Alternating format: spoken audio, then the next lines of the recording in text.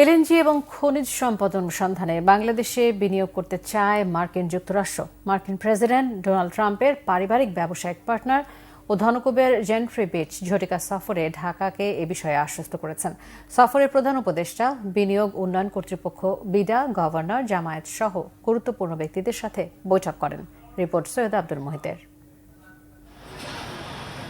বৃহস্পতিবার সকালে পাকিস্তান থেকে ব্যক্তিগত বিমানে 12 ঘন্টার ঝটিকা সফরে ঢাকায় আসেন মার্কিন প্রেসিডেন্ট ডোনাল্ড ট্রাম্পের পারিবারিক ব্যবসায়িক পার্টনার ও ধনকুবের জেনেট্রি বিচ।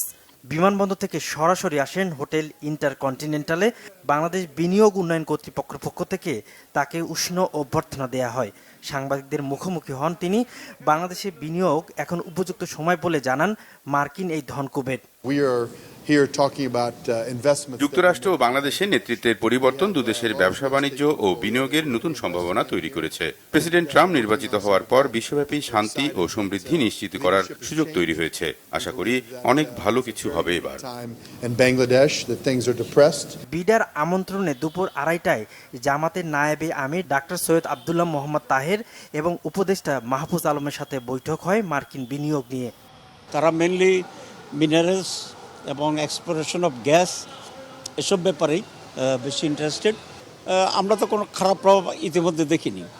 আশঙ্কা করা হয়েছিল অনেক কিছুই, কিন্তু world policy, world politics, world business ট্রেন্ডটা ঠিক এরকম না যে একজন ব্যক্তির জন্য এরকম, অন্য ব্যক্তির জন্য এরকম। এগুলো একটা ইন্টারন্যাশনাল পলিসি অ্যাটিটিউডও নির্ভর করে। আমি মনে করি কোনো নেগেটিভ প্রভাব হবে না। আর আজকে যিনি লিড করছেন উনি বলেছেন he is very close to the Donald Trump family, এবং ডোনাল্ড ট্রাম্পের ছেলের সাথে উনি ব্যবসা করেন। তো এটা তো একটা পজিটিভ ইন্ডিকেশন বাংলাদেশের জন্য। আমি মনে করি সম্পর্ক উন্নতি হবে গ্র্যাজুয়ালি। সফরে প্রধান উপদেষ্টা ডক্টর মোহাম্মদ ইউনূসের সাথে বৈঠক হয় মার্কিন ধনকুবের। বৈঠক হয় বাংলাদেশ ব্যাংকের গভর্নরের সাথেও। মার্কিন ধনকুবের জেনেট্রি বিচ বিশ্বের 46টি দেশে এলএনজি ও খনিজ সম্পদ অনুসন্ধান সহ নানা ক্ষেত্রে বিনিয়োগ করে থাকেন। সৈয়দ আব্দুল মোহিত, বাংলা ভিশন, ঢাকা।